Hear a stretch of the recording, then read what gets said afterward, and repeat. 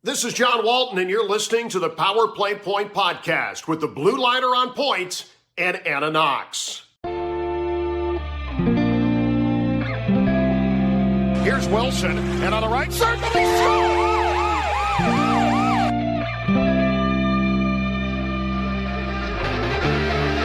rebound loose, wild scramble in front, score! Ovechkin with a buzzer beater! It'll count! And a hat trick tonight, number 21,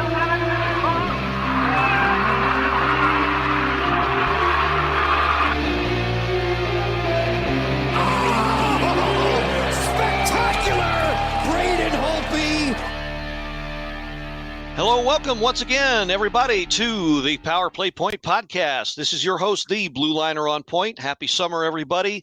We're approaching the two-thirds mark for summertime here in the DMV. Sorry if I hurt your ears there.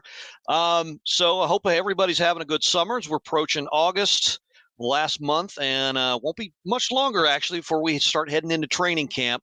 But, of course, when we last left you, it was the yet another untimely exit, but Caps have been doing some wheeling and dealing, and as promised, we would be covering all of that. But before we get to that with one of our guest Armchair GMs, I got a couple of things I want to get to.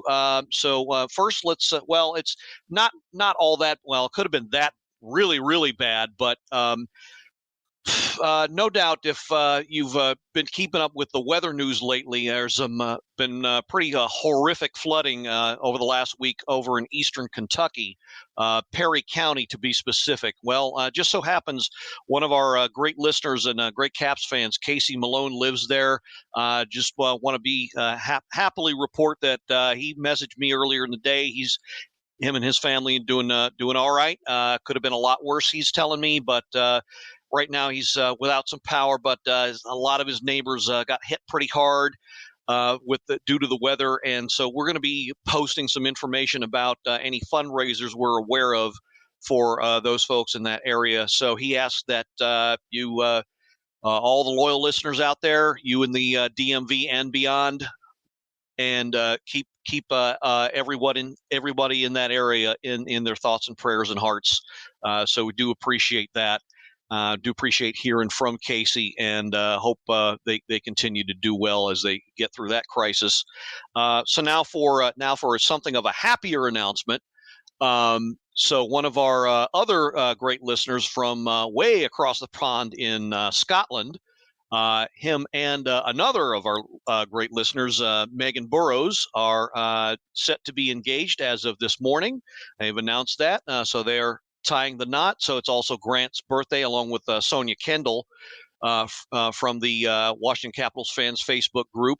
So I want to say happy birthday to them and a happy engagement to Grant and Megan, and hope the nuptials go very, very well. So didn't want to rush too much, but wanted to give both of them their due before we get into the meat and potatoes of this segment. So as I said, when we last left you, well, we all agreed that Caps had some wheeling and dealing to do because after, as Jimmy Buffett said in his famous song, Margaritaville, we all agree, hell, it's my own damn fault. And I think the team took a long, hard look at what it had and figured a lot of retooling needed to be done. And boy, howdy, did they do that, making several signings over the free agent period and one trade, I believe.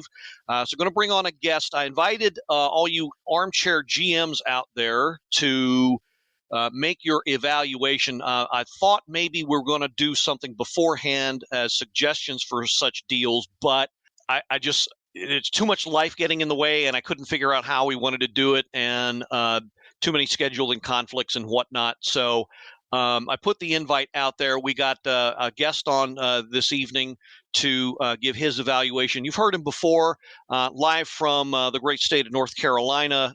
It is Mr. Jacob Michael. Jake, how you doing this evening?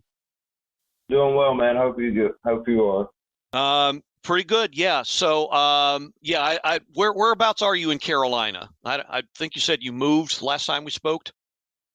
I'm still in the same area. I'm in the coastal area, Greenville, about an hour from Wilmington. Oh, really? Okay. So how far is that from Carolina Beach? Because that's where Anna's vacationing.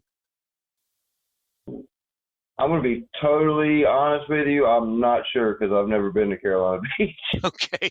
All right. No worries. But yeah, if anybody's wondering, yep, she's vacationing. The Mermaid is vacationing in one of her favorite spots, of course, the beach, in this case, Carolina Beach. So that's where she'll be this weekend. So she won't be with us, but on upcoming episodes, rest assured she'll be joining us. So yeah, just wanted to catch up there as well. So Jake, you've had your eye on this roster for a while. We've talked a couple times before.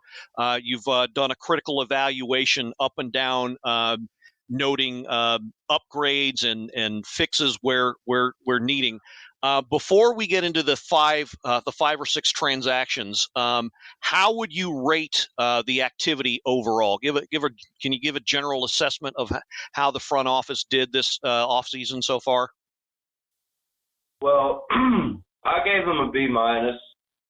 I thought that the good signings they made were really, really good. I have my concerns about a couple of the guys that they brought on, and then, of course, I believe that there were a couple things that they probably missed out on or just missed the opportunity to make a move on. So, through and through, I would consider it a success because I do think at some point they upgraded. How much they upgraded is up for debate. I think that they have put themselves in a position to be potentially a sleeper team in a conference final. I don't see them being a cup contender yet with this roster. But I think that the decisions that they made this offseason, it kind of, I remember the last time you and I spoke, I said that I was worried that they were more concerned with the goals record than they were with potentially winning another cup. So what I will say about this offseason is that they changed my mind with that. I think they are still wanting to compete for that title. Yeah, I would on the whole, I say for the most part, I would agree. I'm going to reserve judgment, at least as far as using our airtime. I'm going to put the spotlight, as I try to do, on our fans, because I know a lot of you out there want to give your opinion. So I have my opinions, but I'm not going to get too much into it right here and now, except to say I would probably agree with your assessment just now. I wasn't too happy with some of the transactions, but I think overall they at least made some strides towards improving and at least acknowledged that some retooling had to be done and tried to at least go in that direction anyway. So that out of the way, so let's go over all of the transactions that were made. Which acquisition did you want to start with? Why not start with the biggest one, the first one? Go with Kemper. All right. So I gave that an A++,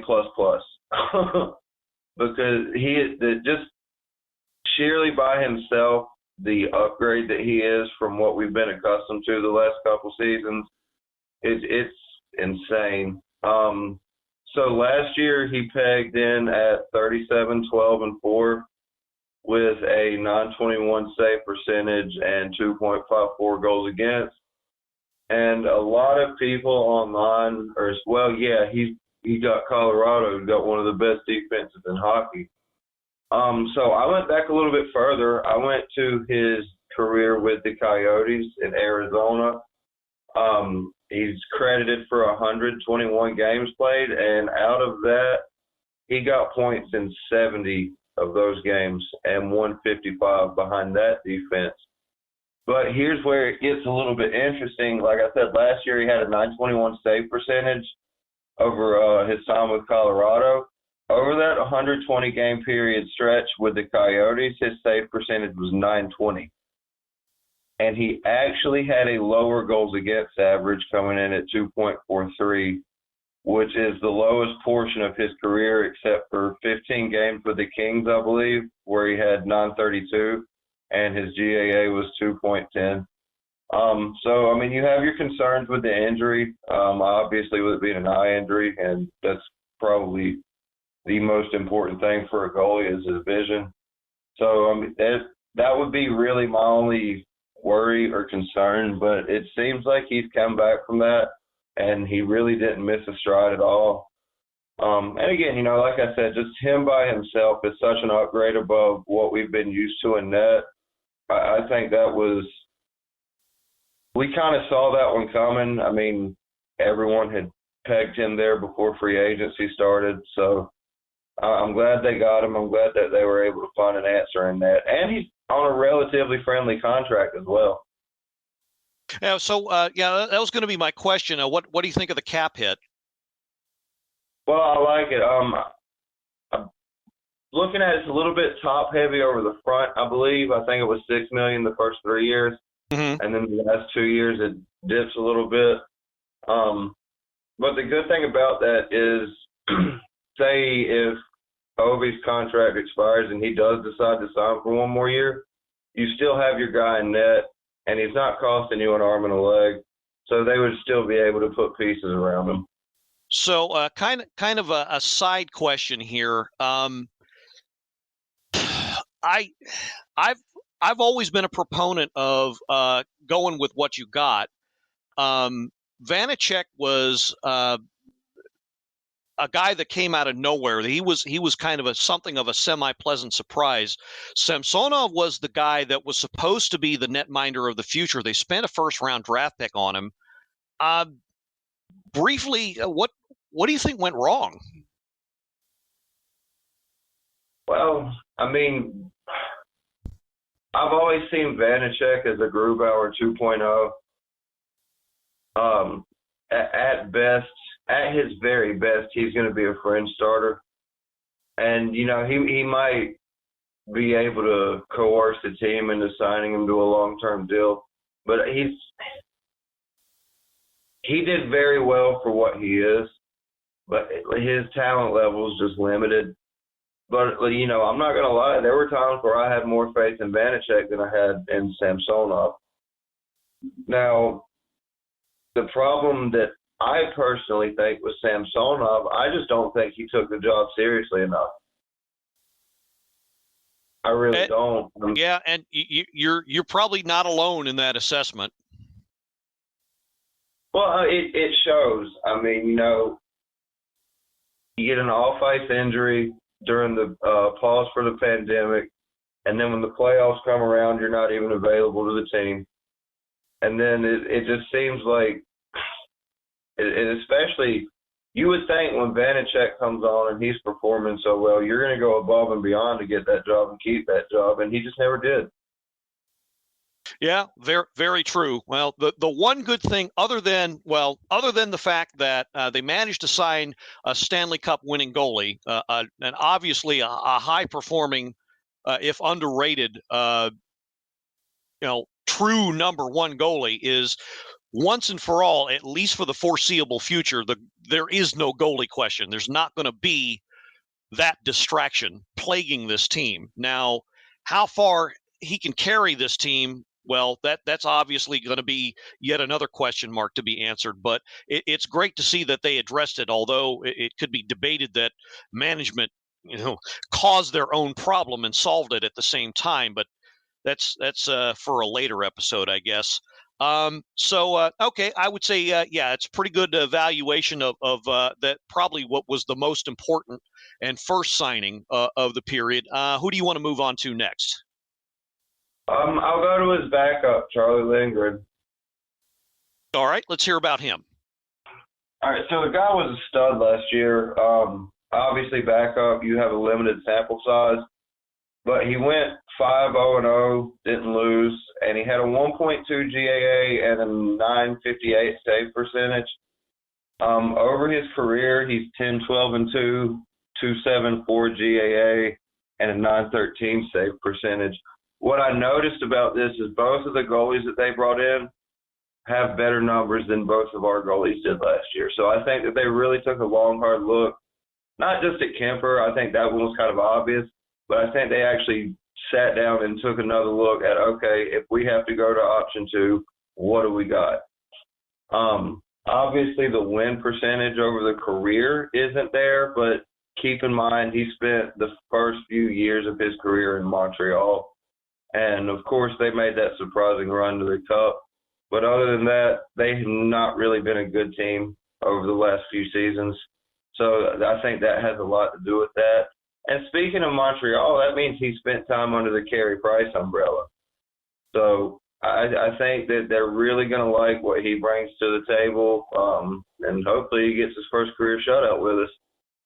Good point. Very good point. And I did a little reading on him as well. And the thing that kept popping up over and over again in my research on him was that he's probably one of the great team guys that are out there, which is something you really, really, really need in a backup goalie, because the mentality is, well, you got a guy who's not going to be playing a whole lot, but who's going to be a presence on the bench, and you've really got to be that if you're going to be a quality backup goalie. I remember back to the days of the Ole Kolzig Billington tandem, and Craig Billington was that guy. So I'm kind of hoping we get that out of him.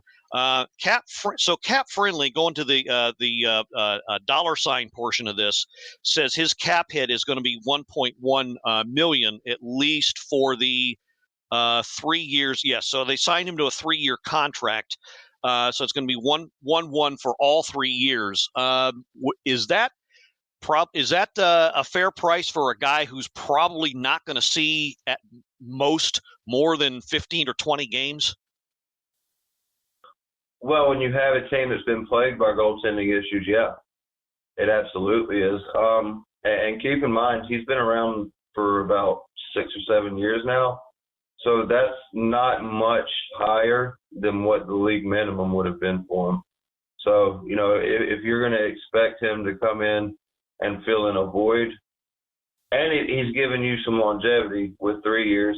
I mean, it's when you sign someone with the strict purpose of being a backup, that's generally a 1-year contract.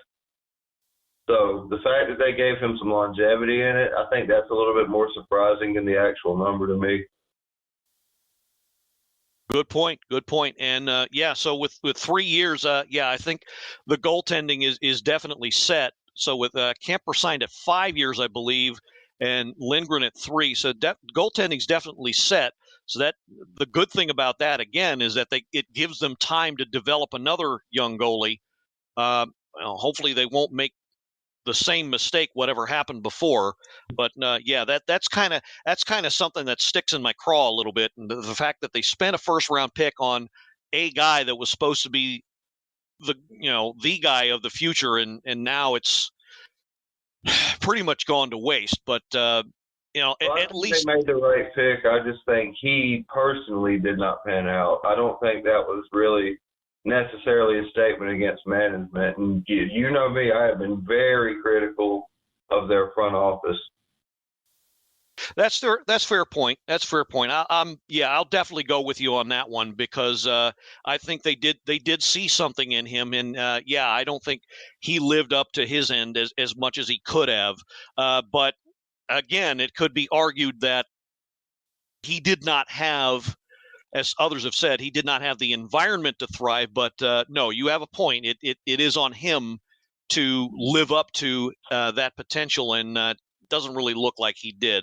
So I think we'll finally close the door on that debate. And again, we're set as far as goalies, at least for the next 3 years, so that question is answered. Let's go ahead and move on to the other transactions. Who do you want to discuss next? Well, I will go to my favorite skater that we were able to snag this offseason, which would be Strome. My only particular issue with the signing was you're able to get him at the number you got him. I believe it was 3.75, and you only signed him to 1 year. And the reason that I have a problem with that is if you take a look at his numbers, he's on the upswing. So if he continues trending the way he's trended the last 2 seasons, he's going to command more money at the end of this year, when you could have signed him at least for 2 years at that number, and then you would have another year with him. So just take a look at his numbers from last year. He had, in 69 games played, he was 48 points, 22 goals, 26 assists for an abysmal Chicago team. So those numbers, they might not sound like they're just jumping off the page, but to consider the environment that he put those up in, that's also something worth noting. He had a career high last year in shot percentage at 17.5%, and he also had a career high in face-off percentage at 52.3. So these, like I said, he's trending upwards. What really jumped out to me was he had 47 takeaways to only 22 giveaways. And what's important about that is if you go back 2 seasons ago, he only had 17 takeaways to 20 giveaways in the 2021 season. So, like I said, he's trending upward, and now he's kind of fine-tuned his game to where he is much, much better at protecting the puck. So this was, honestly, it was my favorite signing.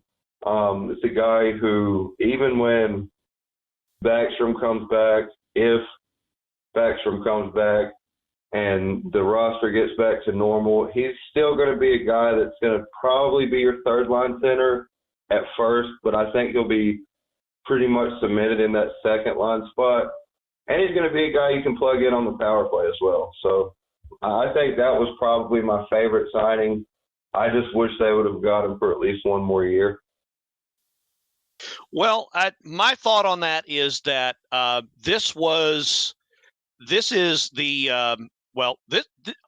agree with you. First off, this was the crown jewel signing, I thought, even more so than getting Kemper, because the most obvious hole other than in goal was that 2-center spot. And I'll be honest with everybody here. I was about ready to break a window when, after the first couple days, there was no signing of anyone of that caliber. Until this happened. So this absolutely restored my faith in management. But I think that the terms of the deal amount to your classic prove-it contract. Also, I don't think they wanted to commit to him very long until they knew what they had. So that's my thought on that. So he's probably, I would doubt very seriously he's going to be a flameout. He's going to be, something that ends up being a liability. But I do like the term in that they're not committed to him beyond this year, just in case that does happen, because he is still young and developing. But it's gonna, the coaching staff is going to need to put him in a position to succeed. And that's going to be the key right there. If they put him in situations where he can succeed and he can do his best, then I think that this will turn out to be not only a good short-term signing, but a good long-term possibly. And you mentioned the face-off percentage. That probably is going to be what sticks out.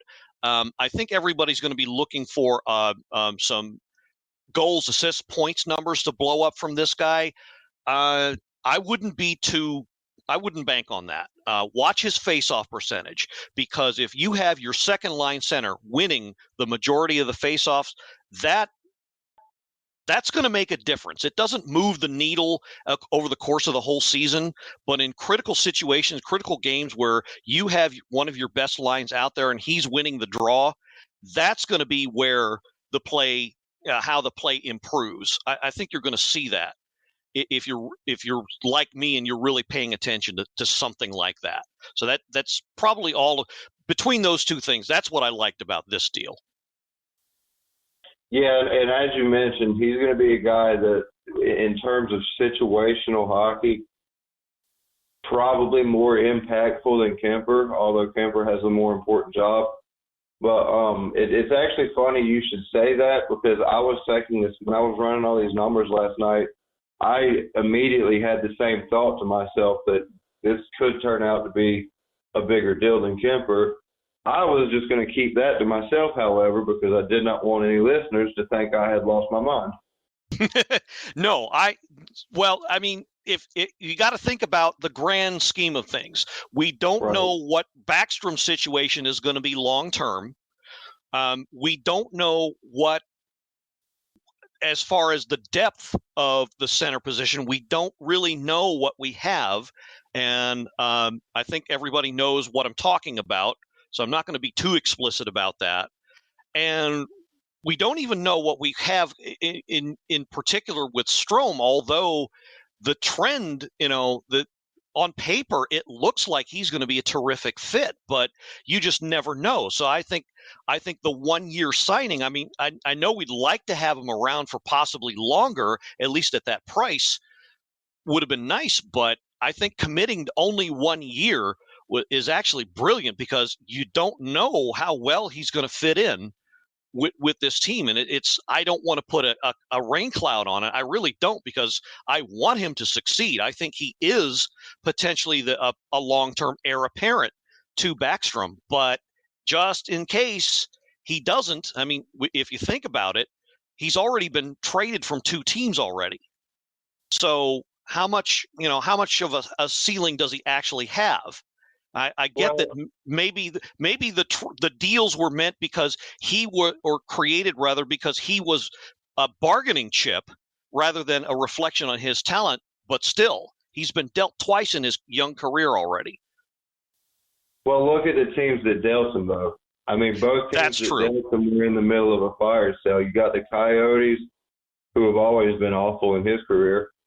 And then look at this year's Blackhawks. I mean, they're getting rid of everybody.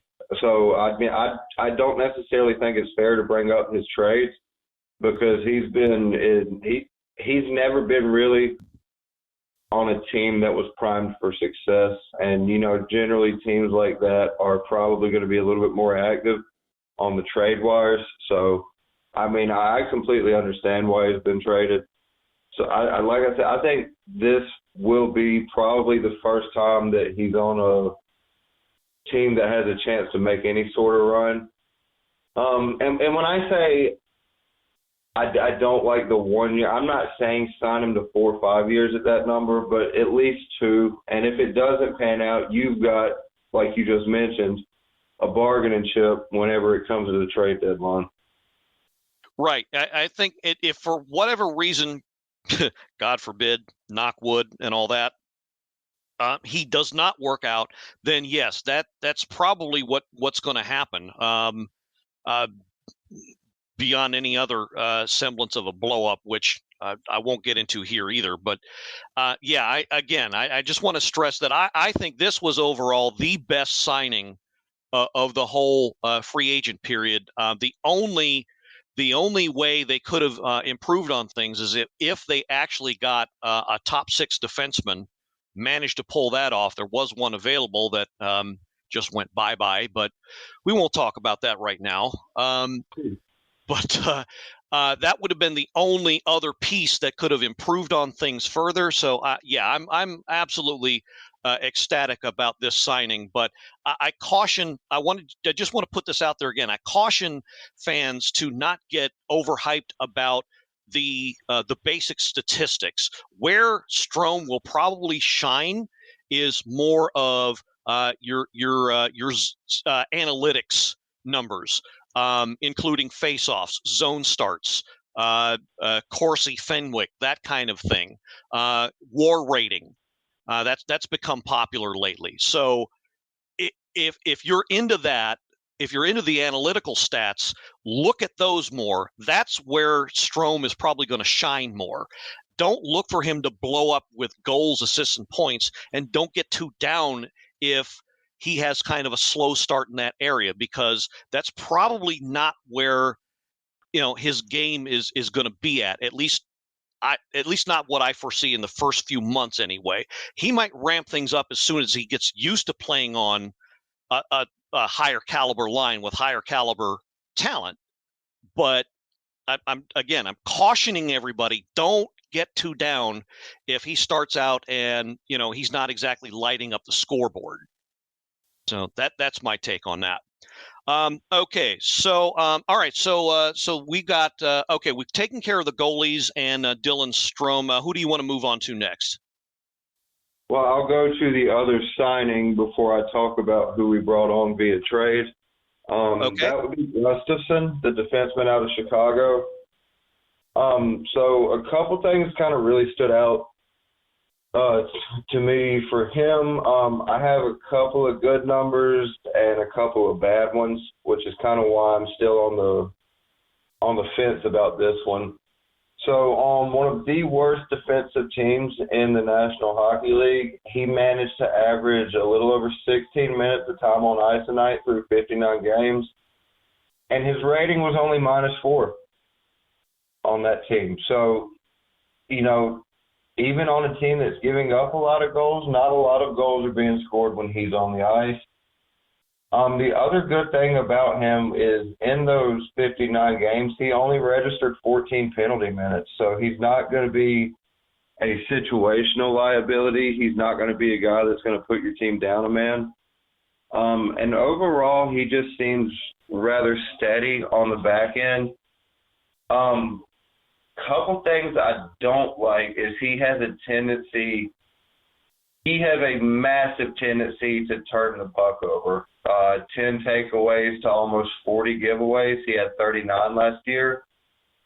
And I think he's a little bit undersized. I mean, 6 foot, 179. Washington being a team that gives up a lot of rush opportunities, you like to have a bigger defenseman with that reach who can take away lanes. So his upside, I think, you know, like I said, he seems to be a pretty steady anchor on a bad team. So I would look for his numbers to improve a little bit with us, but I do concern myself with, again, his tendency to turn the puck over and the size. Those are two things that I was not very excited about. Overall, it was kind of one of those signings you read it and then you just kind of save it in your memory bank and go on about your day. Nothing special here.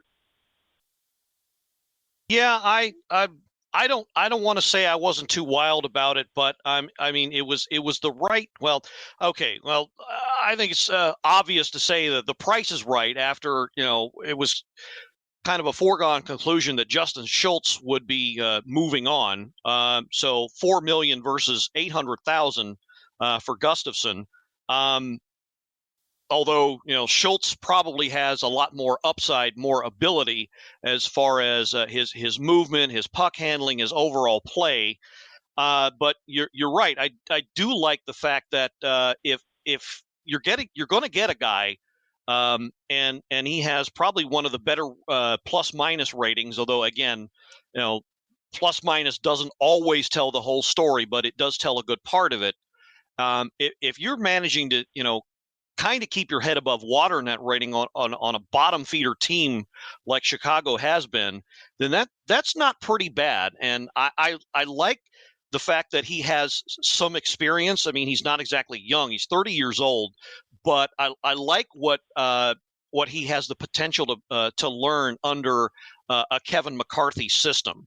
So hopefully he can adapt to that.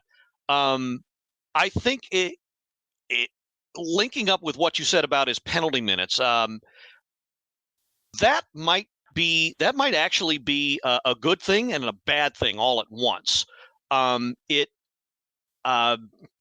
kind of tells me that, yeah, he's not going to do anything stupid, but at the same time, is he going to do what's necessary to break up a play? Sometimes you have to make a bad penalty. You know, if you're back on defense and you're the only guy, sometimes you have to take that bad penalty. So is he going to be willing to do that? And I guess that's something of a concern. Another concern I have is how mobile he is, because that is a hallmark of a Kevin McCarthy defense. You have to be a damn good skater if you're going to play that system where the defense is relied upon to jumpstart the offensive play and get back when needed. So that's kind of a question mark I have as far as that goes. But I do like overall, I do like his experience. I do like his ability. He's not too old. He's got plenty left in the tank, I think, and the price is definitely right. So I think he's going to fit very nicely in the bottom six, pairing, the 5-6 pairing.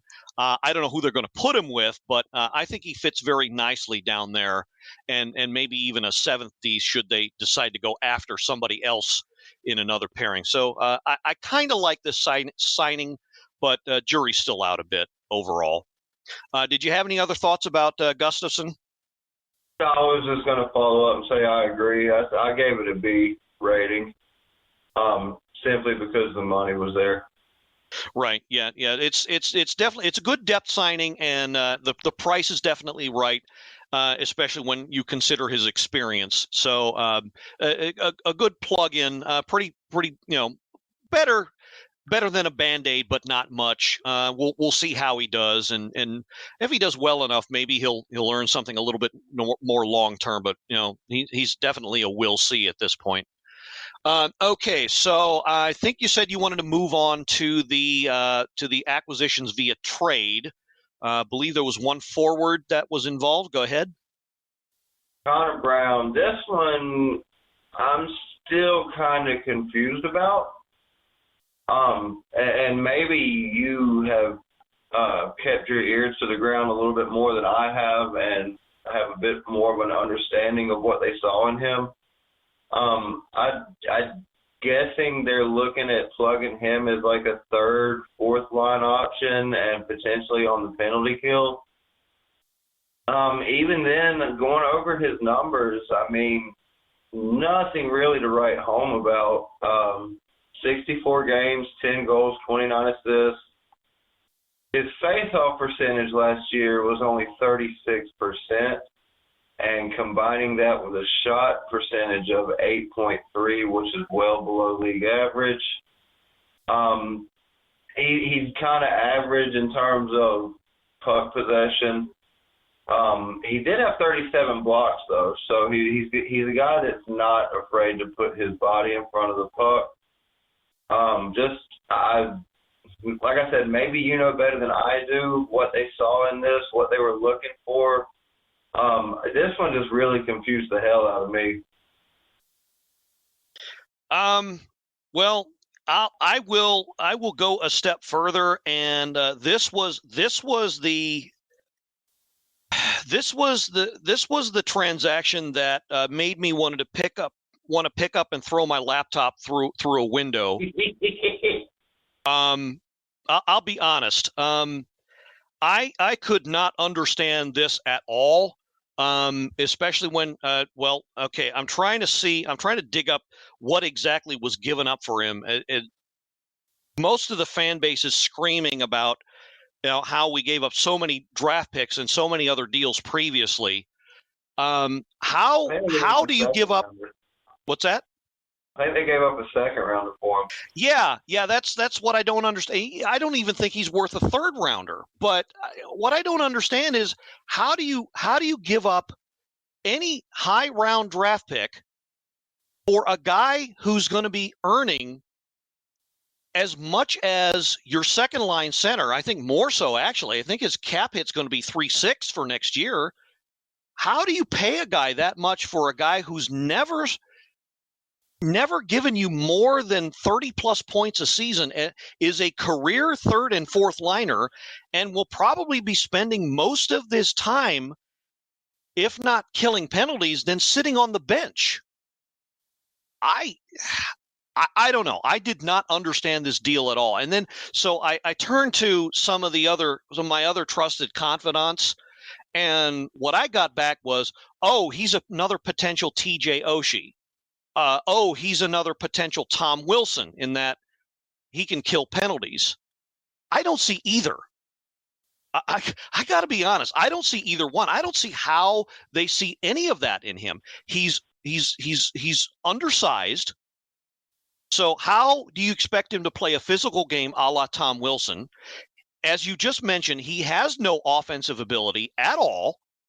So how do you expect the goal scoring ability a la TJ Oshie?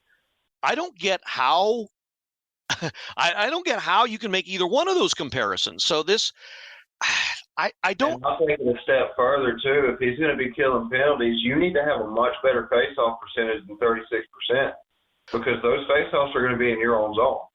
And Well, if you can't establish possession of the puck off the draw, then you're going to spend the entire 2 minutes in the zone. You're not going to get the puck out. very true, but to be fair, he's a winger, so he won't be called upon, or shouldn't be called upon as much to take faceoffs. But yeah, you're going to need him out there, and sooner or later, yeah, he's going to have to take some draws. And if he's going to be losing 70% of them, yeah, and you're on the penalty kill, yeah, that's a big pile of no bueno.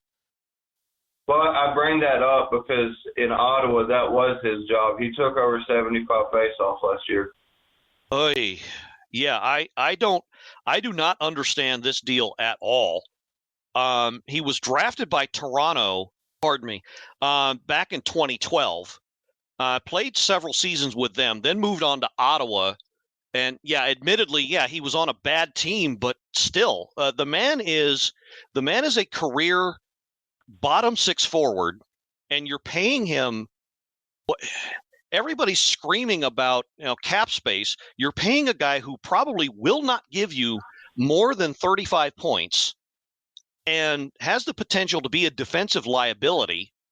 You're paying a guy who will be probably playing no more than, at the very most, 15 minutes a night, and that's a stretch.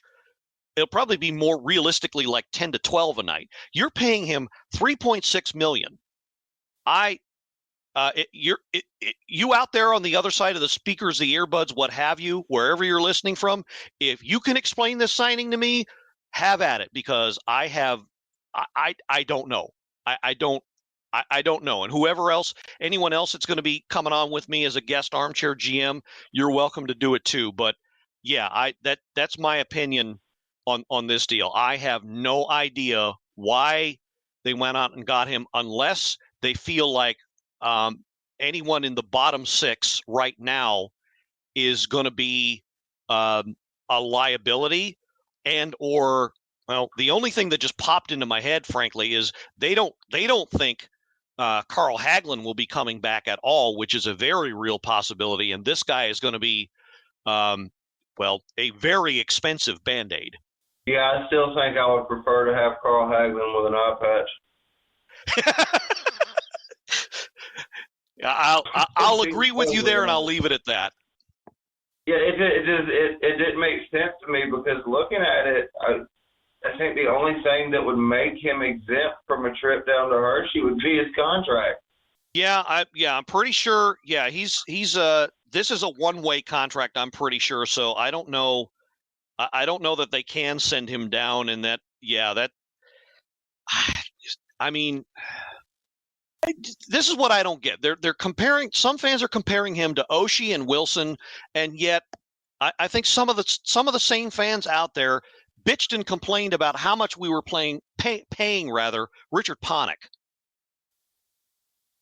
And yeah. he did the same thing. He was in the same role. So I don't know. Unfortunately, I think you're going to see the same type of thing out of this guy. Yeah, I don't see. I really don't see how they plan on getting their money's worth out of this guy, unless he's going to be, unless they flip him for picks or something. But why do you give up a second or a third round pick even for this guy straight up? I don't know. Yeah. I don't see it unless they saw something in their current bottom six where this guy is going to fill a hole. That is the only explanation I can come up with. Yeah, and you got to stress yourself to come up with that one. Yeah, that you're right. That's a stretch. That is a huge stretch. So I don't know. Maybe there's an intangible somewhere where you and I aren't seeing, but I don't know. We'll see. We'll see. He's probably I would say he is most definitely the biggest question mark out of all the transactions that occurred so far.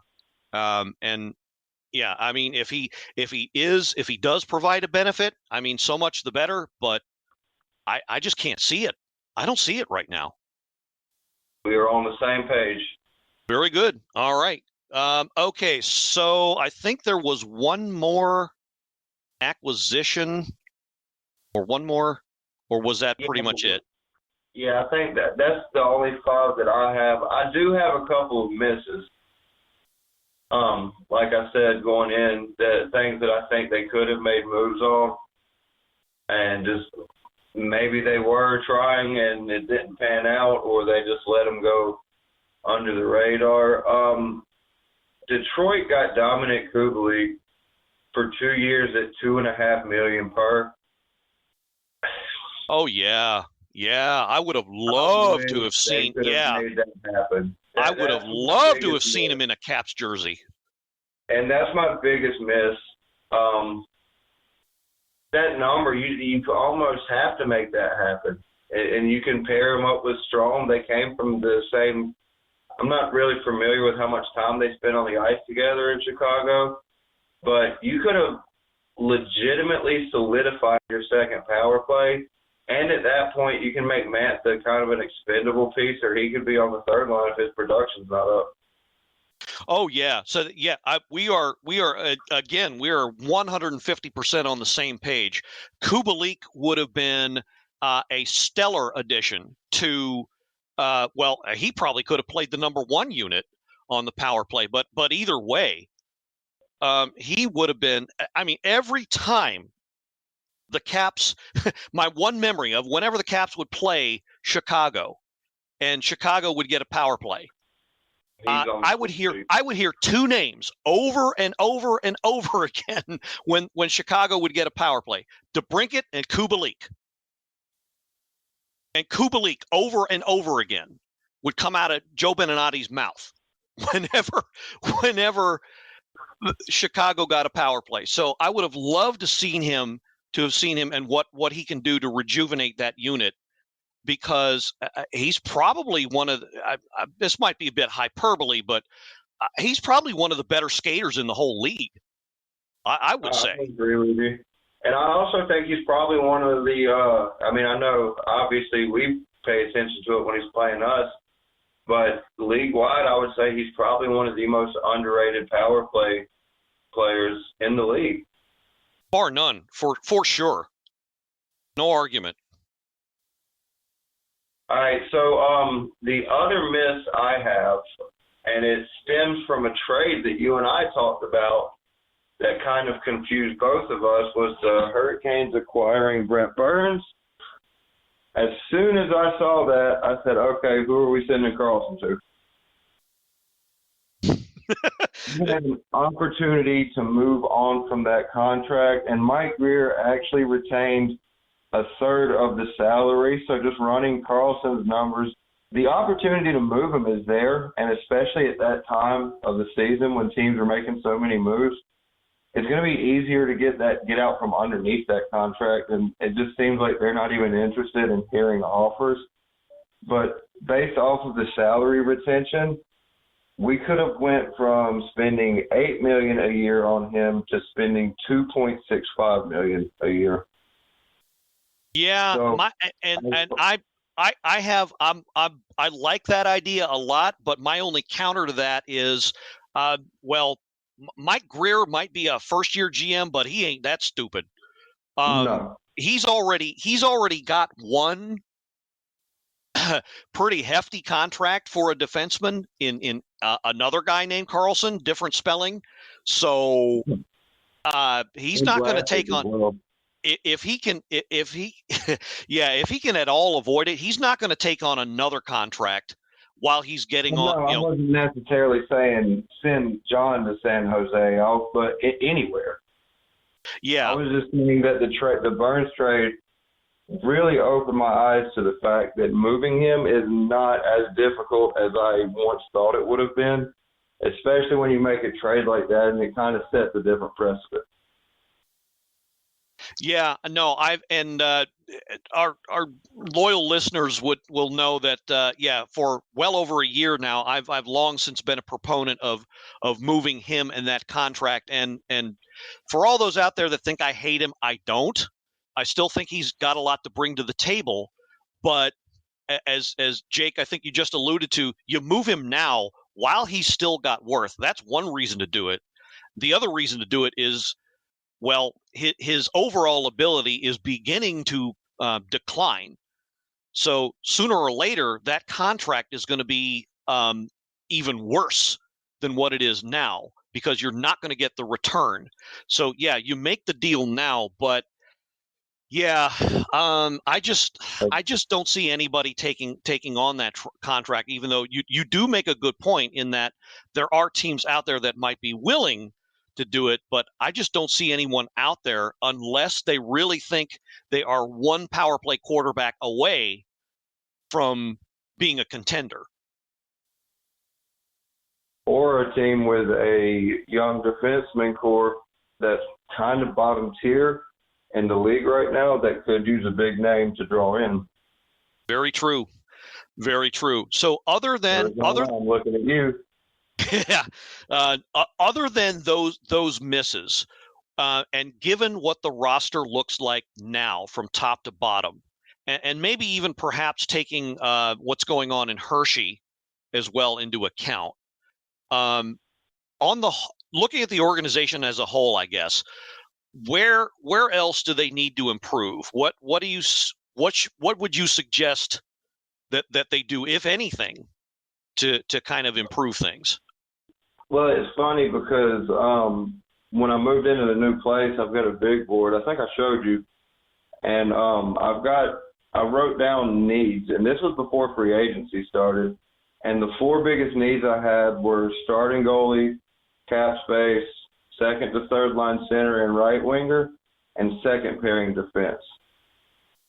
So based on that, I mean, I think they pretty much at least attempted to address everything. Again, I'm going to have to erase Kubalik's name off this board because I want to cry every time I see it. But I think they did, like I said, I gave them a B- just because the trade with Ottawa for Brown made absolutely no sense to me. And the fact that I'm still on the fence with Gustafson. Do I think this is a team that's going to win the East? No. But it is a team that I have, especially seeing after how they stacked up against a team like Florida last year. Now, say what you want about them getting swept the very next round, but I think that they could potentially go on a miniature run and surprise a lot of people, especially with Wilson back. And I'm not counting on Backstrom coming back because the history behind that operation is not very positive. Well, as far as that last point, I think that the will is there. Now, can the body match it? Well, that's going to be the big question. I don't think he wants. I'll say this much: I don't think he wants his career to end like this. I think he wants to retire the same year that Ovechkin will. He wants to go out together, and he wants to go out on his terms. So I think he will do everything possible. And I don't want to be overly optimistic, but I mean, the fact that it wasn't, yes, it's the same surgery that ended Ryan Kessler's career, but at Jovanovski as well. Well, Jovanovski managed to play a half a season barely after it. But I think I'm optimistic, though, in the fact that he's already kind of moving around. We haven't seen him in any sort of rehab yet, but I think what you're going to see is you're going to see him give his all as far as rehabbing it. He's going to give it a year, and hopefully we'll see him in time for the playoffs. And if we don't, then he's probably going to call it a career. Is what we're going to look at with him. And I'm hoping that he can. I would love to see him be the exception because I would love to see him and Ovi go out together.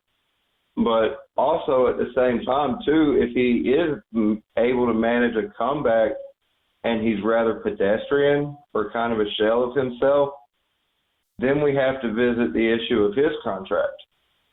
Are you going to pay a guy that much money to be on the third line? As much as that would be an uncomfortable conversation. Yeah. I think if that were to happen, I think they would cry poor again, put him back on LTIR, and say he's still hurt.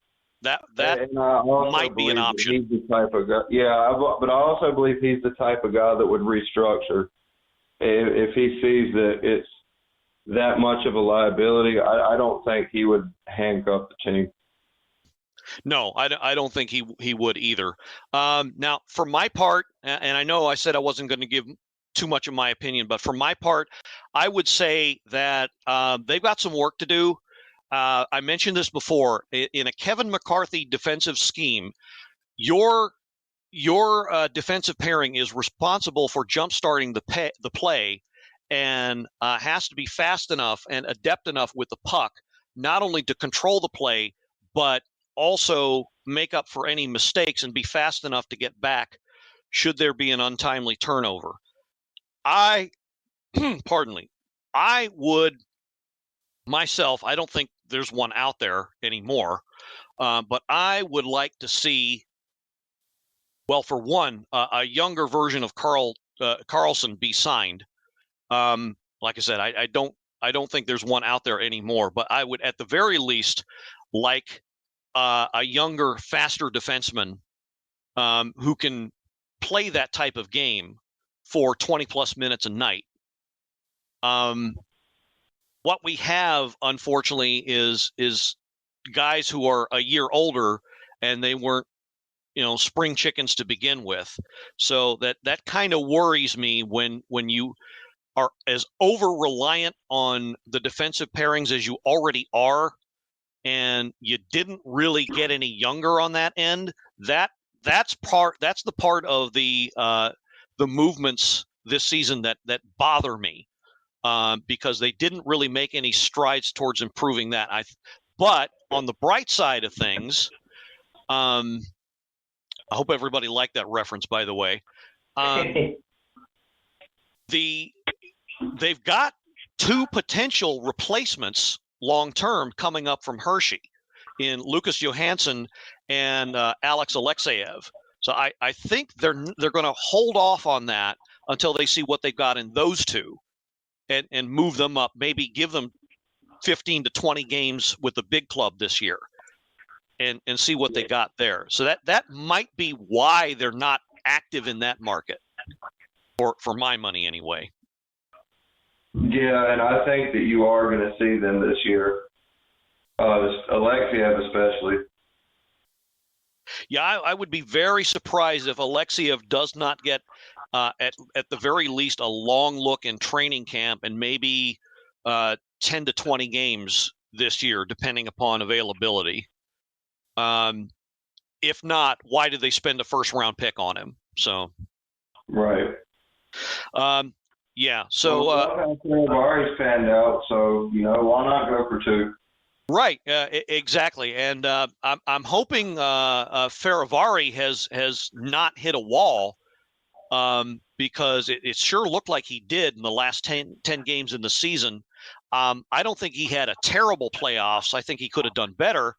But now that he's gotten a taste of a full long season, I think he will improve.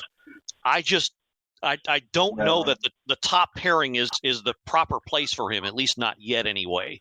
Well, it also, at least not when the guy you're paired with is leaving you out to dry 2-3 times this year.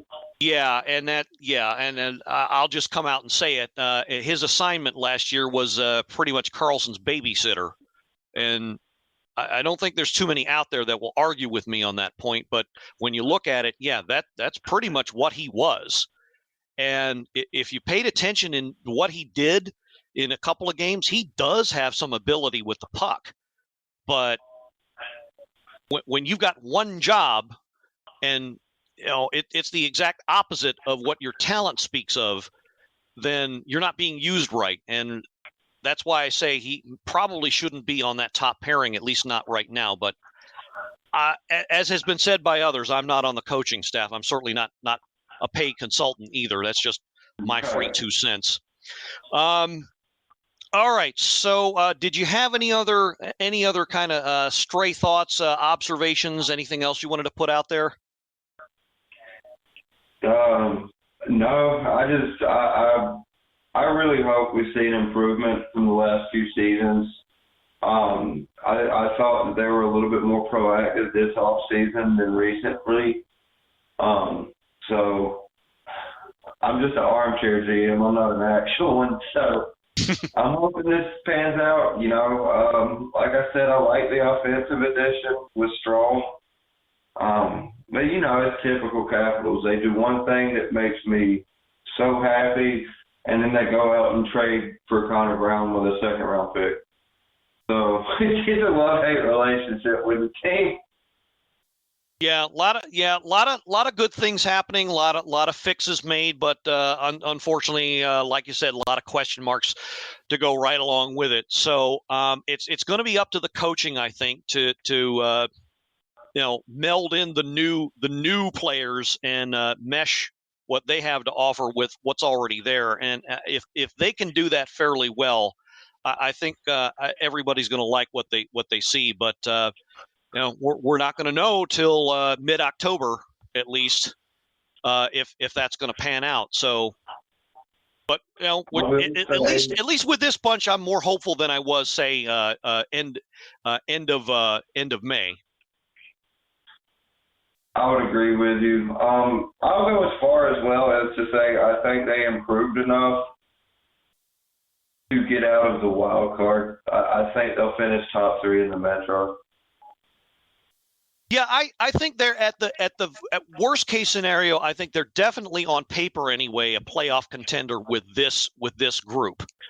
But I think they're one quality defenseman away from being anywhere anything more than that at this point. That's the move I'd like to see them make. But on paper, they can. I'll hedge my bet and I'll say they can make the playoffs. I won't say they will make the playoffs though, because it's a long season and anything can happen. Yeah, I've got them in the 3 spot as long as everyone stays healthy. For the next few years, this is going to be the Rangers division.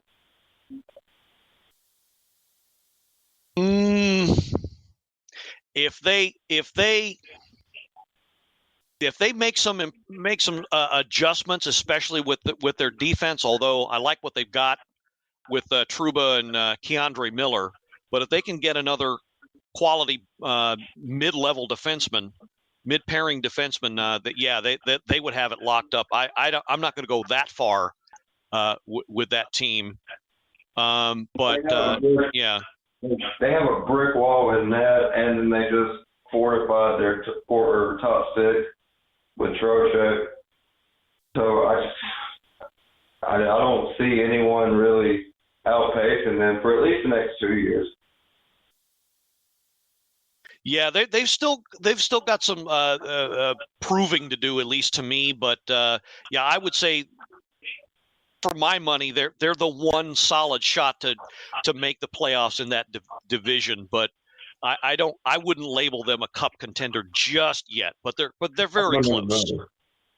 Yeah, no, not a cup contender, just a Metro winner. That's all I have them as. Yeah. Okay. All right. So good evaluations, good information there, Jake. I can tell you actually you did your homework on this one. So bravo. Thanks for coming on and sharing your thoughts. I think this is going to be a good place to stop for now. And so we've got some future episodes coming up. Some of you others out there were signing up to give your 2 cents as well. I think we got Cheryl Ann Forster, C4, coming up on a future episode. So we're going to record and get her thoughts, and some others as well. You're welcome to come on. And regarding what was mentioned before about Casey Malone, we're actually looking to find out about any sort of fundraiser for the flood victims in eastern Kentucky. So we'll be posting information about that as well. So looking forward to our loyal listeners helping out with that as well. Yep, going to wrap it up here and say once again, Mr. Jacob Michael, thank you very much for once again lending your astute thoughts on the activities thus far with our Washington Capitals this offseason. I know you're going to be keeping your eye on them, and we'll definitely have you on to give your future assessments, at least at the quarter poll, I would hope. So for Jacob Michael, this is the Blue Liner on Point, signing off and reminding you, I'm not exactly the best speller. You might have seen that in some of my notes for the podcast. Well, and so if you notice, if you're not a good speller, all it takes is mixing up two letters, and your whole post is urined.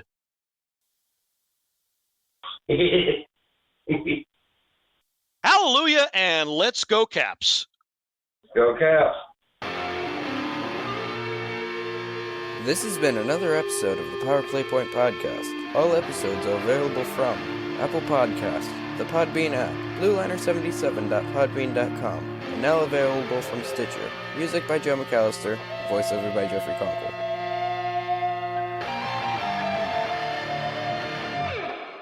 Good morning, good afternoon, and good night, Power Play Point Podcast. Thanks for listening.